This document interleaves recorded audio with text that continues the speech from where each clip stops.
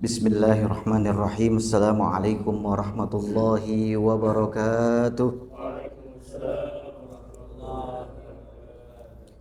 Alhamdulillahi rabbil alamin. Hamdan katsiran tayyiban mubarakan fih mubarakan alaih.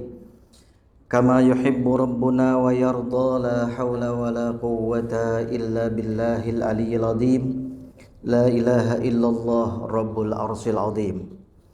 Allahumma fasalli wa sallim wa barik ala hadan nabiyyil karim nabiyyina wa habibina wa syafi'ina wa maulana Muhammadin wa ala alihi wa ashabihi ajma'in, amma ba'd. Qala Allah ta'ala fil Qur'anil azim, a'udzu billahi minasy syaithanir rajim. Bismillahirrahmanirrahim. Ya ayyuhalladzina amanu taqullaha haqqa tuqatih wa la tamutunna illa wa antum muslimun. Shadaqallahul azim. Ayyuhal asatizah, hadirin wal hadirat, pemirsa yang dirahmati Allah Subhanahu wa taala. Alhamdulillah wa syukrulillah. Pada siang hari ini baru saja kita menyelesaikan sholat zuhur berjamaah. Dilanjutkan dengan kita berzikir, berdoa.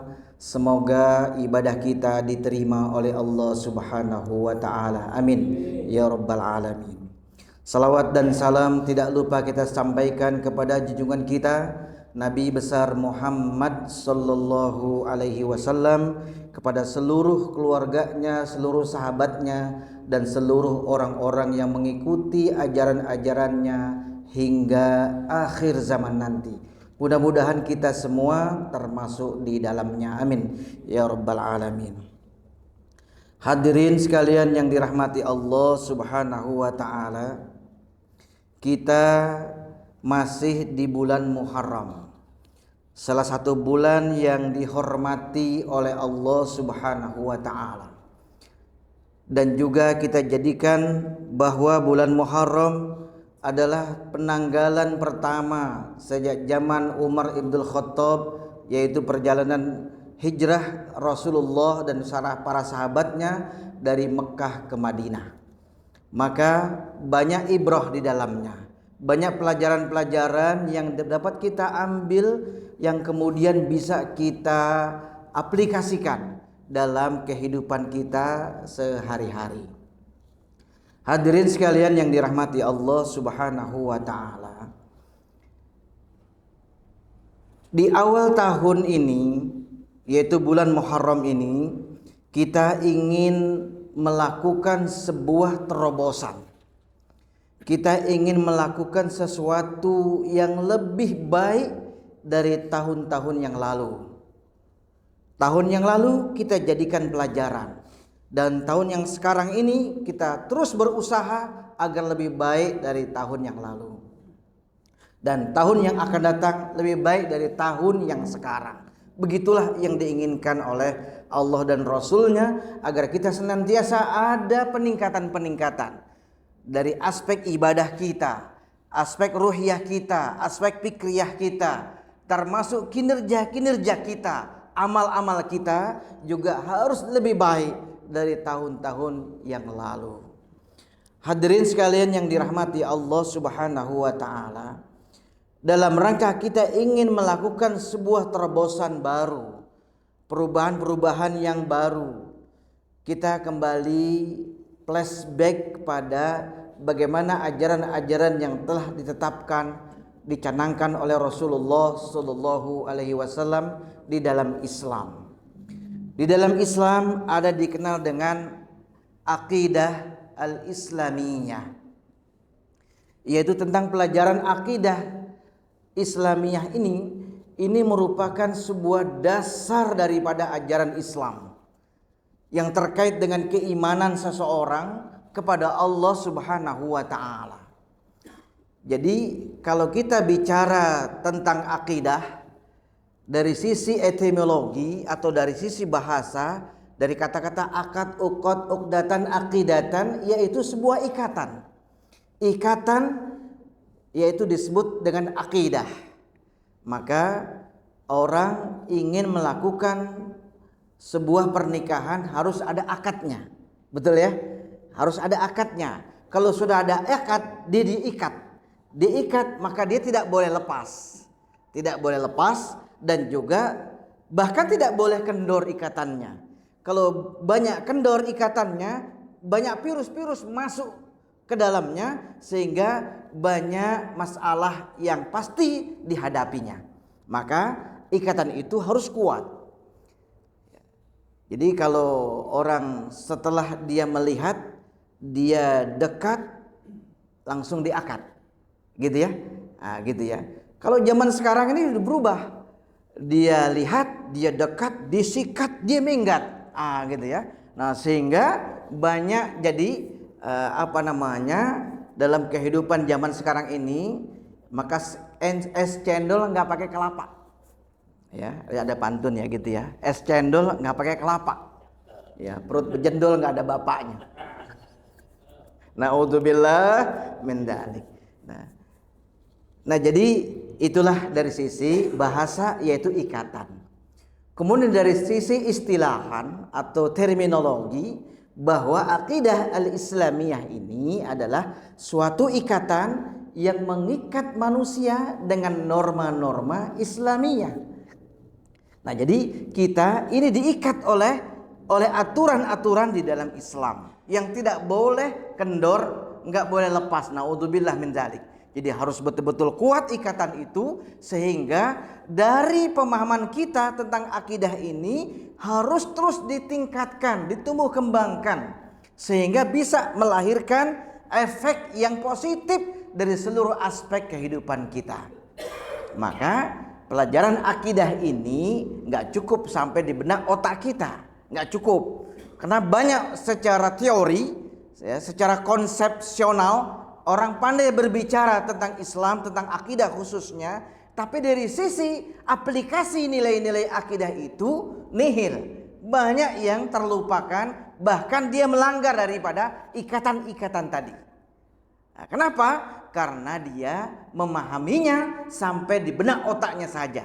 Oleh karena itu, pelajaran akidah ini harus betul-betul masuk ke dalam sanubari kita, ke dalam hati yang dalam, hati kita yang dalam, sehingga tertanam dengan baik di dalam hati kita. Maka nggak mudah lepas, nggak mudah terpengaruh atau terprovokasi dengan konsep-konsep yang lain yang justru merusak dalam kehidupan di dalam Islam ini.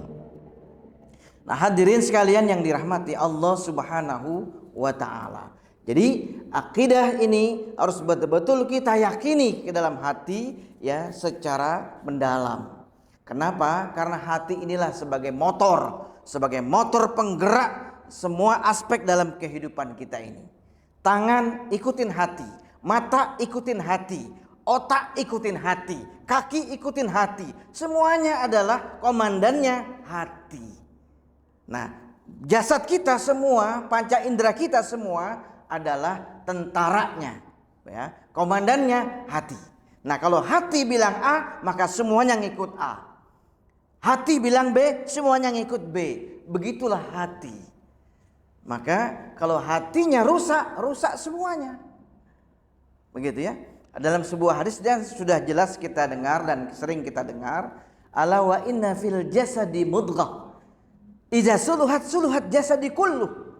Wa idza fasadat jasadi kulluh, ala wahyal qalbu. Ya, ketahuilah di dalam jasad ini ada segumpal darah. Kalau darahnya baik, baik semuanya. Kalau darahnya nggak baik semuanya. Itulah yang disebut dengan ala wahyal qalbu. Itulah yang disebut dengan hati. Nah, disinilah kita, setiap ilmu yang kita pelajari sampai saat ini semuanya nggak cukup sampai di otak kita, harus sampai ke dalam hati kita yang dalam, sehingga apapun yang sudah kita ketahui menjadi mudah untuk kita amalkan, gitu ya, menjadi ringan untuk kita aplikasikan, karena betul-betul kita menghayatinya sampai ke dalam hati, begitu. Hadirin sekalian yang dirahmati Allah Subhanahu wa taala. Kemudian juga nanti di akhirat Allah akan menerima hamba-hambanya yang ingin menghadap kepadanya dengan membawa hati yang salim, hati yang bersih, hati yang tunduk taat kepada Allah Subhanahu wa taala. Di dalam Al-Qur'an dikatakan yauma la yunfa'u malun wala banun illa man atallaha biqalbin salim. Nanti pada hari akhir nanti harta dan anak laki-laki la yanfa', enggak ada gunanya lagi semuanya itu. Illa, kecuali orang yang menghadap kepada Allah, man atallaha biqalbin salim, dengan membawa hati yang salim, hati yang bersih, yang tunduk taat kepada Allah Subhanahu wa taala. Begitulah hati, betapa pentingnya kita terus memanage, mengelola hati kita. Jangan sampai hati kita ini ya terbawa dengan keinginan-keinginan syahwat kita.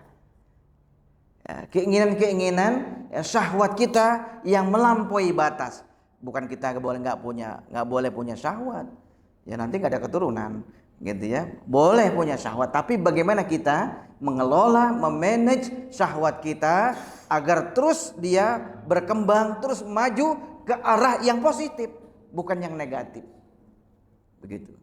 Makanya di dalam penggalan hadis yang diungkapkan oleh Rasulullah Shallallahu Alaihi Wasallam, al-kayyisu mandana nafsahu wa amila lima ba'dal mauti.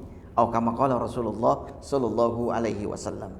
Orang yang cerdas adalah orang yang dapat menahan syahwatnya, menahan kehendak pribadinya, keinginan pribadinya yang kuat, ditahan dia. Ya. Kemudian wa amila lima ba'dal mauti, dan dia tetap beraktivitas, dia tetap beramal. Dia nggak pengaruh dengan banyak godaan-godaan syahwat, nggak pengaruh. Dia tetap beramal, dia terus melakukan sebuah takaiyah penyesuaian melalui syariat-syariat yang telah ditetapkan oleh Allah di dalam Islam. Terus dia berusaha sehingga dia mampu adanya tadhiyah, dia mampu mengorbankan keinginan-keinginannya, keinginan syahwatnya, dia mampu mengorbankan semuanya itu. Wa amila lima ba'dal mauti, dan dia tetap bekerja untuk kehidupan setelah kematiannya. Nah, jadi semua amal-amal kita ini, kerja-kerja kita ini, baik lewat akal pikiran kita, lewat tangan dan kaki kita, lewat semua aktivitas kita semuanya itu dalam rangka kita beramal kepada Allah Subhanahu wa taala untuk kehidupan setelah kematian kita. Nah, jadi gitu. Jadi kita ini adalah semuanya dalam rangka melaksanakan amal. Ya, berupa berbagai ujian-ujian harus kita lampaui semua. Ya, cobaan-cobaan harus kita lewati semuanya. Ya, semuanya itu dalam rangka untuk kehidupan setelah kematian kita. Kapan kita mati kita nggak tahu. Gitu ya. Hadirin sekalian yang dirahmati Allah Subhanahu wa taala. Kemudian juga di dalam hadis yang lain juga dikatakan innallaha la yanzuru ila ajsamikum wala ila suwarikum walakin yanzuru ila qulubikum. Gitu ya. Sesungguhnya Allah tidak melihat sosok seseorang, bentuk seseorang, status apalah namanya di dunia ini, status sosialnya seseorang, enggak dilihat seperti itu. Walakin yanzuru, akan tetapi yang Allah lihat adalah dari seseorang itu qulubikum, hatinya yang dilihat. Begitu ya, hatinya yang dilihat.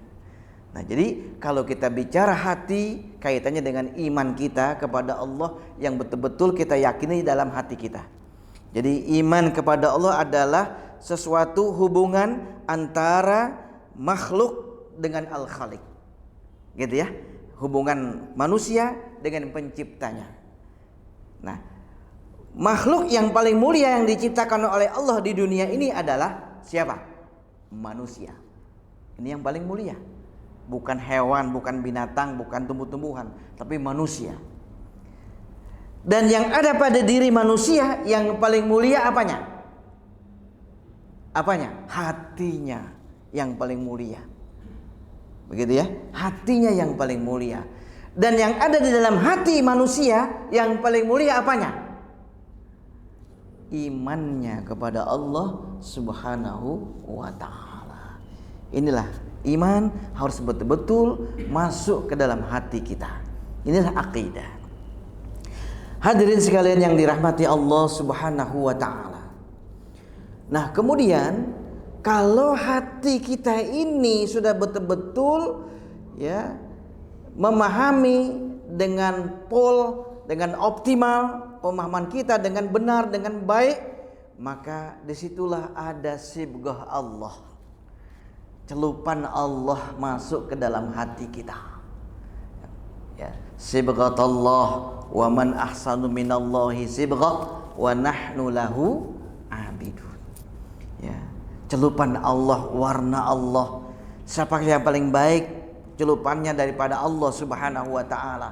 Wa nahnu lahu abidun. Hanya kepadanya lah dia mengabdi, beribadah kepada Allah Subhanahu wa ta'ala. Nah, jadi semua aktivitas kita adalah ibadah kepada Allah Subhanahu wa ta'ala. Wa ma khalaqtul jinna wal insa illa liya'budun. Ya, semuanya ibadah kepada Allah Subhanahu wa ta'ala. Nah, kalau hati kita ini sudah tersibghah, maka kita dimanapun posisi kita, apapun posisi kita, ya kita senantiasa dalam rangka taat kepada Allah, gitu ya, taat kepada Allah Subhanahu wa ta'ala. Jadi betapa pentingnya kita mengilmui akidah al-islamiyah ini, gitu ya. Hadirin sekalian yang dirahmati Allah Subhanahu wa ta'ala. Kemudian lagi, kalau dia sudah tersibghah, otomatis tersibghah hatinya, tersibghah pikrohnya, kan gitu ya. Kalau hatinya udah bersih, jernih, akalnya jadi cerdas, kan begitu ya. Hatinya jernih, bersih, akalnya bisa cerdas, dan juga aktivitasnya, amalnya jadi optimal, begitu. Semuanya dari hati, gitu ya. Kerjaan bagus, kinerjanya bagus, ya aktivitasnya bagus, semuanya jadi bagus karena bagusnya hati yang ada dalam diri kita, begitu. Itu efeknya, gitu ya. Sibghah ruhiyahnya, sibghah fikriyahnya, sibghah harakiyahnya, ya, tersibghah semuanya, jadi baik semuanya. Tujuannya kemana? Tujuannya adalah kepada Allah Subhanahu wa ta'ala. Bukan cari posisi, bukan cari materi, itu nilainya kecil di hadapan Allah. Tapi dengan keridhaan Allah itu lebih besar. Itu yang kita harapkan. Ya, keridhaan Allah. Allah ridho kepada kita, aktivitas kita, kerja-kerja kita, itu yang kita harapkan. Gitu ya. Nah, hadirin sekalian yang dirahmati Allah Subhanahu wa ta'ala. Ada beberapa poin. Nah, beberapa poin lagi yang perlu dipertegas terkait dengan sibghahnya hati kita ini, ya, baik dalam diri kita maupun luar diri kita, baik ad-dakhili maupun al-khariji, ya, bahasa Arabnya begitu, ya. Dalam diri kita jelas akan terwarnai. Apa saja yang terwarnai dalam diri kita? Yang pertama, keyakinan kita semakin kuat, i'tiqadan, ya, keyakinan kita semakin kuat, ya. Jadi kalau orang semakin kuat keyakinannya, ya kita optimis, begitu. Kita yakin dengan apa yang difirmankan oleh Allah di dalam ayat-ayatnya, kita optimis. Kita optimis Israel Yahudi nanti akan dilenyapkan oleh Allah Subhanahu wa ta'ala. Ada di dalam Quran itu, cuman saya lupa ayatnya apa dulu. Ya, harus buka lagi Qurannya. Ya, jadi optimis kita, tapi optimisnya bukan menang wae, bukan tanpa aktivitas, tapi ada actionnya, ya, dengan kemampuan kita yang kita miliki, kita wujudkan, ya, keyakinan kita kepada Allah Subhanahu wa ta'ala, begitu, ya. Sampai hal-hal yang kalau kita lihat sejarah Nabi Musa contohnya. Sejarah Nabi Musa alaihi salam. Itu ketika dia dikejar-kejar oleh Firaun dan bala tentaranya. Nabi Musa bersama pengikutnya, para sahabatnya sudah sampai di bibir pantai. Jadi Firaun dan bala tentaranya sudah kelihatan di depan mata. Gitu ya. Atau di dalam Quran ini diungkapkan falamma tara al-jam'an qala ashabu Musa. Ya, tatkala sudah sampai di tepi lautan, berkatalah sahabat-sahabat Musa berkata, "Inna lamudrakun." Wahai Musa, habislah kita, hancurlah kita, matilah kita semua. Jadi ungkapan yang pesimis berlebihan. Ya. Kemudian ayat berikutnya dikatakan qala kalla inna ma'iya rabbi sayahdin. Sekali-kali tidak, kata Nabi Musa. Sungguh Allah pasti akan memberikan petunjuknya kepada kita. Nah, itu sikap optimisnya Nabi Musa. Karena apa? Dia yakin betul pertolongan Allah pasti akan diberikan kepada setiap hambanya yang begitu dekat kepada Allah. Begitu tinggi keyakinannya kepada Allah Subhanahu wa ta'ala. Sehingga diperintahkanlah oleh Allah mengetuk air lautan, terbelahlah lautan. Kan sejarahnya begitu. Ya, lautan kemudian melintasi semua. Nabi Musa dan para sahabatnya melintasi, Firaun di belakang nyusul, disatukan lagi, ditenggelamkan semua oleh Allah Subhanahu wa taala. Jadi orang yang terus mengutamakan kepentingan Allah pasti dibela oleh Allah. Ini harus kita yakini. Ya, kita mementingkan kepentingan Allah, ya, daripada kepentingan kita dan lain-lainnya. Kita utamakan kepentingan Allah, pasti Allah berikan jalan keluarnya, pasti Allah berikan petunjuk-petunjuknya. Begitu. Nah, ini harus diyakini. Ya, nggak cukup sampai pakai logika, nggak cukup. Ya, nggak sampai. Ya, masih nanti banyak konsep-konsep lain, ya, banyak perdebatan. Ya, semakin jauh nanti pertolongan Allah. Begitu. Jadi dia sudah tersinggung hatinya, maka disitulah dia semakin kuat keyakinannya kepada Allah Subhanahu wa ta'ala. Yang kedua dari perasaan. Nah, ini yang nggak kelihatan dari dalam diri kita, ya. Keyakinan dan perasaan itu kan dekat nih, ya kan. Nggak tahu bagaimana perasaannya Ustadz Yuhi, bagaimana Ustadz Paridian, bagaimana perasaannya, nggak ada yang tahu. Antum bagaimana nggak ada yang tahu semuanya. Yang tahu dirinya kepada dan Allah Subhanahu wa ta'ala, nggak ada yang tahu gitu. Nah, maka perasaannya itu dia akan melahirkan sebuah keinginan, zauq namanya, ya, keinginan. Jadi perasaan dan keinginannya itu, ya, akan terwujud, ya, sesuai dengan apa yang telah ditetapkan oleh Allah melalui ikatan kita kepada syariat Allah, keyakinan kita kepada Allah Subhanahu wa ta'ala. Jadi keinginannya, perasaannya semuanya nggak keluar dari koridor yang telah digariskan oleh Allah di dalam Islam. Begitu. Ya. Kemudian yang ketiga, kita sampai jam berapa ya? Sampai selesai. Oh gitu ya, sampai selesai.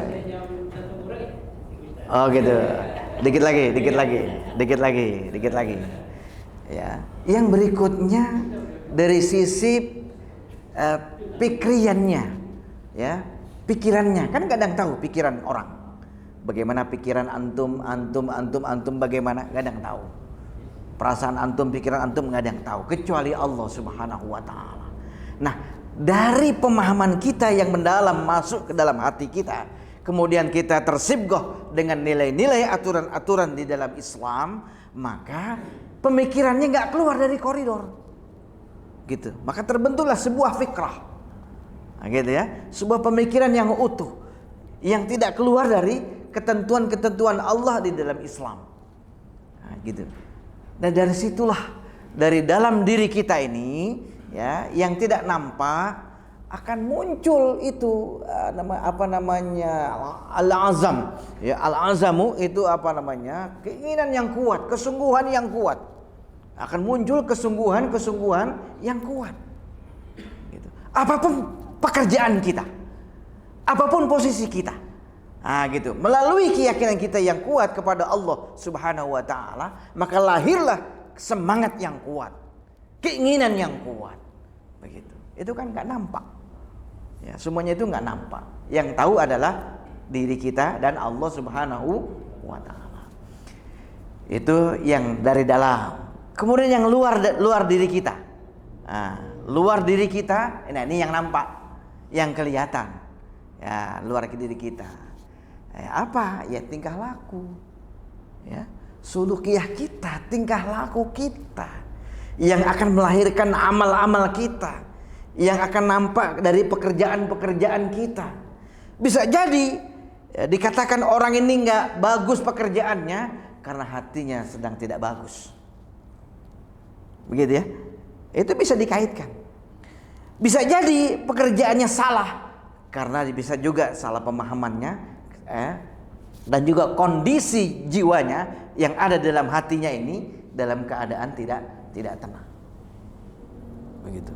Maka perlu ada ketenangan dalam hati kita, dalam jiwa kita. Gitu ya. Nah, ini pentingnya kita memahami sampai ke dalam hati supaya tenang hati kita, supaya damai hati kita.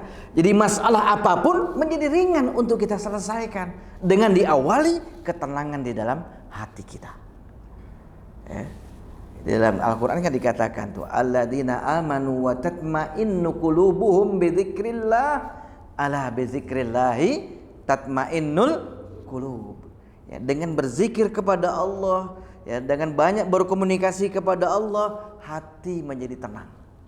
Nah, kalau hati sudah tenang, ya, hati kita sudah tenang, qudratu ala takhtid. Jadi kita mampu untuk membuat sebuah perencanaan-perencanaan. Ini pentingnya diawali dengan hati yang tenang tadi. Ya, yang didasari oleh pemahaman yang kita ketahui masuk ke dalam hati kita. Nah, sehingga kita mudah untuk melakukan sebuah perencanaan-perencanaan. Apa yang ingin kita lakukan untuk tahun-tahun yang akan datang? Kan begitu. Ya, dan seterusnya. Semuanya by plan, nggak bisa. Ya, cap cip cup nggak bisa. Ya, harus dengan by plan. Kemudian juga qudratu ala tafkir, jelas. Ya, dengan hati yang tenang, akalnya jadi cerdas, ya, sehingga berdaya guna dan berhasil guna. Nah, itu dari pemikiran-pemikiran yang baik, yang positif tadi itu bisa berdaya guna dan berhasil guna. Ini pentingnya kita, ya, kumpul berjamaah dengan orang-orang yang soleh, ya, kerjasama amal jama'i, sehingga masalah sebesar apapun menjadi mudah dengan ta'yidullah, dengan dukungan-dukungan Allah yang diawali banyaknya komunikasi kita kepada Allah Subhanahu wa taala. Begitu. Dan yang ketiga, qudratu alal harb. Gitu ya. Dengan hati yang tenang tadi, maka kita mudah menghadapi di medan laga.